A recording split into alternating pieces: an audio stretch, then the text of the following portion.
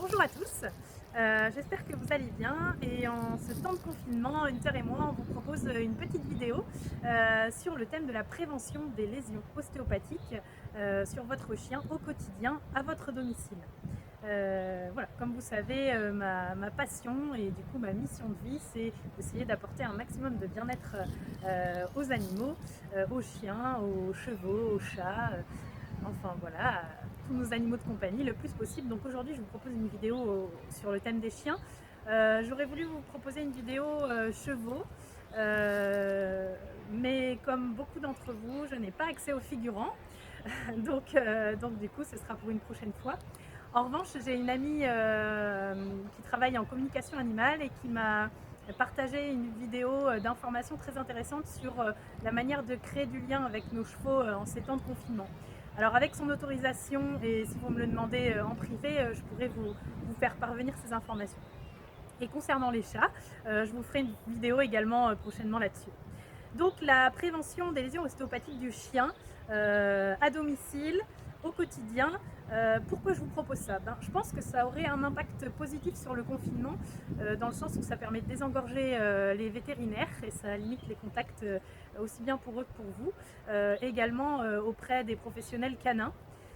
J'ai vu pas mal d'informations passer sur des appréhensions de réadaptation du chien après le confinement. Alors du coup, je demande à mes collègues éducateurs et comportementalistes canins à nous proposer des vidéos sur ce thème pour nous aider. Voilà. Donc du coup, pourquoi faire de la prévention? Et bien aussi parce que comme vous le savez, les chiens sont des animaux éponges et il y a pas mal d'études qui l'ont montré, c'est-à-dire que le chien est un animal qui a tendance à prendre les émotions, les pathologies, les symptômes de leur maître et de leurs proches affectifs. On ne compte plus le nombre d'études qui ont prouvé ça. Donc je pense que c'est un de nos rôles de leur rendre aussi ce côté sympathique et empathique. Alors comment faire maintenant? Et bien du coup, premièrement, en pensant à vous, en prenant soin de vous, parce que je pense qu'effectivement, si vous scannez un petit peu vos ressentis et votre état et que vous vérifiez que vous êtes en bon état physique, vous déchargez votre chien d'un certain nombre de tensions et de douleurs qu'il peut avoir. Quand on observe les chiens, on les voit à la fois s'ébrouer, à la fois se reposer, s'étirer. Je pense que c'est un très bon exemple à suivre pour nous les humains pour avoir un bon équilibre physique. Qu'ils sentent et qu'on peut éventuellement leur transmettre. Ensuite, comment donc prévenir ces lésions? Et bien aussi en vérifiant que dans leurs besoins primaires, naturels, essentiels qu'on leur apporte quotidiennement, rien de cela ne nuit d'un point de vue biomécanique, au sens très large du terme. Évidemment, moi je vais vous parler d'ostéopathie, donc du coup, voilà, est-ce que biomécaniquement, la vie de votre chien et les réponses à ses besoins ne lui nuisent pas? Maintenant, par quels moyens vous pouvez prévenir tout ça? Alors, premier besoin, manger. La gamelle, on sait aujourd'hui que pour qu'on n'ait pas de nuisance biomécanique sur le chien, de tension, etc., il faut que le museau, au moment du repas, ait une position verticale et les cervicales, la nuque de votre chien, soit 10-20 degrés en dessous de l'horizontale. Ce qui veut dire qu'un petit chien, il ne faut pas lui mettre une gamelle trop haute et un grand chien, il faut souvent lui surélever sa gamelle. Pareil, la gamelle, elle doit bien tenir en place pour que le chien n'ait pas à être en tension pour maintenir sa gamelle en même temps qu'il mange. Le chien qui est trop en appui, trop bas pendant son repas, surcharge ses antérieurs. On sait que le chien a déjà 2/3 de poids de corps sur ses antérieurs, ce qui lui vaut pas mal de contraintes articulaires à ce niveau-là. Donc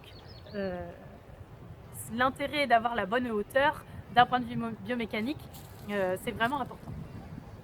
Ensuite, deuxième besoin primaire dont les chiens ont besoin, c'est de dormir. Alors, le couchage du chien, c'est très important. Pour moi, c'est très important. Ça peut vraiment être précurseur de certains problèmes et de pas mal de tensions. Donc déjà, il lui faut un coin calme. Il lui faut un coin où il puisse complètement se relâcher. Ensuite, il lui faut un coin suffisamment grand, puisque le chien, on les voit des fois dans des positions extrêmement étirées et allongées. Donc il faut que son couchage puisse lui permettre d'avoir cette position. Et inversement, Ils aiment aussi des fois s'enrouler en tout hyper compact, être en tout petit, sur un tout petit espace et bien calé. Donc il faut que ce couchage il puisse lui permettre à la fois de s'étendre au maximum et à la fois de s'enrouler et de se sentir bien protégé, bien relâché, bien calé sur des coussins, une bordure ou des choses comme ça. Ensuite, il faut que ce couchage il soit sec, sain, qu'il n'y ait pas d'humidité. Ça paraît un peu ridicule ce que je vous dis, mais soit c'est le chien qui apporte une humidité. Quand on touche certains chiens, on sent réellement un dégagement d'humidité. Donc ça peut être le chien qui transpire, donc ce couchage doit être bien ventilé. Et ensuite, je pense que vous avez déjà remarqué sur des chiens âgés qu'ils aiment la chaleur. Pourquoi? Ils savent très bien ce qui leur apporte du bien. C'est quelque chose qu'on utilise beaucoup en physiothérapie et en kiné, sur les articulations, sur les douleurs articulaires. En termes de récupération également, une chaleur sèche est hyper bénéfique puisqu'on a souvent des échanges, une physiologie qui est un petit peu moins performante chez le vieux chien qui vient chercher du coup la chaleur sèche pour permettre une meilleure récupération, plus d'apaisement, plus de relâchement. Donc avoir accès à un coin de chaleur, c'est important. Ensuite, le couchage, il doit être souple et moelleux. Ça paraît un peu ridicule aussi ce que je vous dis, mais on sait aujourd'hui qu'un chien qui dort sur un sol dur, sur du béton, sur du parquet, sur du carrelage, alors je parle de dormir, hein, il peut se coucher là-dessus s'il le souhaite, mais s'il n'a pas la possibilité d'avoir son couchage de repos moelleux, on a des tensions, des pressions sur les articulations principales comme les hanches ou les épaules qui nuisent à l'articulation. À long terme, on obtient des lésions ostéopathiques. Ensuite, le couchage, il faut qu'il soit antidérapant. Le chien, il doit pouvoir s'y lâcher, s'y relâcher complètement, s'y installer facilement. Donc, le fait que ce soit antidérapant, c'est hyper important. Et enfin, il faut que ce couchage soit facilement accessible. Il ne faut pas qu'il soit obligé de sauter pour y accéder, de se contorsionner, etc. Moi, je sais qu'Hunter, il a un couchage qui a tous ses critères et qui est hyper accessible, qui est à même le sol. Il y va très peu, mais s'il peut, il y va. Après, si votre chien est choisi d'aller en hauteur pour se coucher, etc., pas de souci, mais il faut qu'il ait la possibilité d'avoir un accès facile physiquement. Troisième besoin primaire, après manger, dormir, le fait de bouger. Alors ça, je pense qu'il faut savoir s'adapter en fonction du profil de votre chien, de sa génétique, de ce qu'il préfère. Moi, par exemple, Hunter, c'est un chien pisteur, donc c'est souvent ça qu'il fait, le nez par terre, avec pas mal d'appui devant, c'est plus les épaules qui prennent. Vous faites attention à la durée dans son mouvement. Effectivement, là, en temps de confinement, on passe éventuellement plus de temps avec le chien. Évaluez bien les différences d'activités que vous proposez à votre chien en ce moment et avant. Soyez progressif, soyez raisonnable pour éviter l'apparition de lésions. Dans l'intensité également de l'exercice proposé, voilà, on ne propose pas une intensité nulle. Les chiens, ils ont besoin d'un petit peu d'activité, mais on ne propose pas non plus une intensité hyper élevée. Voilà, toujours se référer à vos habitudes en dehors du confinement. Quatrième chose, après manger, dormir et bouger, pour moi, c'est les interactions affectives, les liens affectifs et la stimulation. Pour les personnes qui n'ont pas forcément accès facilement à l'extérieur, il y a tout ce qui est exercice cognitif, etc. Je laisse ce domaine à des personnes qui ont plus de compétences que moi, mais d'un point de vue ostéo, quand vous faites faire un exercice à votre chien, un exercice cognitif, veillez à ce qu'il puisse le faire de manière relâchée. Veillez à ce que la zone où est votre plante, votre plateau de travail soit antidérapante également. Alors là, le relevé pour décharger les antérieurs, pas forcément parce que ça change quand même la posture du chien pour rechercher, etc., pour faire ses exercices, mais au moins veiller à ce que ce soit pas antidérapant. Ensuite, dans le lien affectif, etc., bien évidemment, il y a le jeu. Je vous en parle souvent. Les gens qui sont habitués à travailler avec moi le savent. Voilà, le jeu, c'est indispensable, c'est super, c'est génial, mais c'est souvent mal fait. Le chien, il vous aime inconditionnellement, il fera tout ce que vous voulez dans le jeu, il ne saura pas s'arrêter. C'est à vous, en tant qu'ange gardien du chien, en tant que responsable, de vérifier que vous ne causez pas de lésions biomécaniques, et c'est vraiment tout à fait possible à votre chien pendant qu'il joue. Quant aux enfants qui ont tendance parfois à en demander beaucoup, à ne pas se rendre compte, il ne faut pas hésiter à leur expliquer comment faire, qu'est-ce qui peut blesser le chien, qu'est-ce qui est trop dur pour lui, etc. Donc évidemment, le type de sol sur lequel vous allez jouer avec le chien est très important. Quand on joue sur le carrelage, sur le parquet, etc., que le chien dérape, c'est très amusant. On lui lance quelque chose, il dérape sur 3 mètres, des fois même il s'éclate contre le mur, etc. C'est catastrophique d'un point de vue aussi bien articulaire que musculaire. Faites très attention, on joue sur un tapis, sur évidemment en extérieur la pelouse, la terre. mais vraiment sur des choses comme ça, on peut avoir des blessures importantes. Le chien, il va autant s'amuser si vous vous amusez à lui lancer la balle à une distance raisonnable, que vous lui laissez le temps de revenir, etc. Que si vous le balancez super loin, qu'il court hyper vite, qu'il s'arrête, qu'il revient, que vous attendez à peine qu'il revienne et bam, vous lui rebalancez. Donc le type de sol, les impacts, c'est-à-dire voilà, les changements de direction, etc. Les impacts du chien pendant le jeu peuvent lui nuire également. Les sauts, quand vous vous amusez à faire sauter votre chien, etc. Attention, soyez raisonnable, vérifiez que ce sur quoi il a envie de sauter, c'est pas trop, qu'il risque pas de se blesser.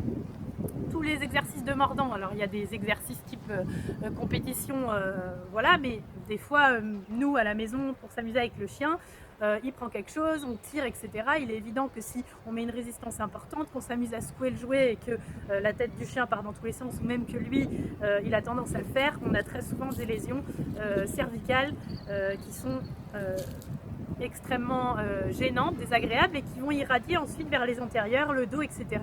qui vont finir par développer d'autres compensations. Donc quand vous faites des exercices comme ça de mordant, faites attention. Les chiens qui adorent ramasser des bâtons également, ils prennent des très grands bâtons, ils se retrouvent coincés en passant dans des espaces, etc.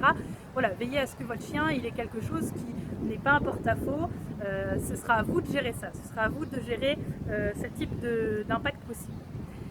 Les changements de direction, c'est ce que je vous ai dit, voilà, le chien, hop, on l'envoie dans un sens, dans un autre, à chaque fois vous avez un impact articulaire et un effet freinateur des muscles qui nuisent également aux tendons. Donc on gère ça. Et ensuite la répétition, quand on fait des exercices cognitifs, on dit toujours, à un moment donné, le chien il se détache. Alors on essaye de le restimuler éventuellement pour vérifier que c'est pas une baisse d'estime de soi, mais une fois que le chien a plus envie, ça correspond à la dose qui lui convient. Le jeu c'est pareil, on n'abuse pas. Des fois, on laisse souvent les enfants jouer très longtemps avec le chien. Le chien, il a vraiment une activité physique. Il va sécréter des toxines. Ces toxines, elles vont être évacuées sous forme de récupération par le foie, etc. Quand le chien il se retrouve avec beaucoup plus de toxines que d'habitude, ça peut avoir des conséquences dramatiques. Donc pensez à gérer également la répétition du jeu. Voilà, et ben je pense que je vous ai à peu près tout dit. Maintenant, dernière chose très importante, je voudrais vous remercier tous d'avoir suivi cette vidéo. N'hésitez pas à la partager à des personnes que ça peut aider. N'hésitez pas à me poser des questions. Voilà, si vous voulez plus d'infos, si vous n'avez pas compris certaines choses, vous pouvez aller sur mon site internet, vous pouvez consulter ma page Facebook. Voilà, n'hésitez pas. En tout cas, je vous remercie d'avoir suivi. J'en profite évidemment pour remercier nos animaux qui, je pense, jouent un rôle très important pour nous en cette période de confinement. Et c'est important qu'on leur rende. Et ensuite, je veux remercier tous les acteurs de cette période difficile. Je ne sais pas si vous, mais moi au début, j'ai eu des difficultés à accepter cette énorme différence entre ceux qui sont en hyperactivité, qui travaillent encore plus fort, qui sont sur le terrain, et ceux qui restent confinés et qui ont le sentiment de ne pas pouvoir apporter quelque chose apporter le meilleur pour traverser cette épreuve. Et puis finalement, je me suis dit que c'était une règle d'opération, une simple addition-soustraction, et que comme on l'observe très souvent dans la nature et auprès des animaux, ben c'est l'équilibre qu'on cherche. Moi, c'est l'équilibre que je cherche en ostéopathie sur le corps de vos animaux. Et ben, je pense que là, on est à l'équilibre aussi entre ceux qui sont en hyperactivité et ceux qui doivent rester confinés, et que chacun reste à sa place pour ne pas déséquilibrer cette opération. Voilà, en tout cas, je vous remercie tous. Sachez que pour moi, c'est facile le confinement. Mon mode de vie, ma situation font que c'est facile. Donc si vous avez besoin d'aide en dehors de l'ostéopathie, si je peux vous aider pour quelque chose, bah, vous n'hésitez pas, vous m'appelez, vous m'écrivez. Et voilà, je me ferai un plaisir de vous aider. Prenez bien soin de vous et puis je vous dis à bientôt.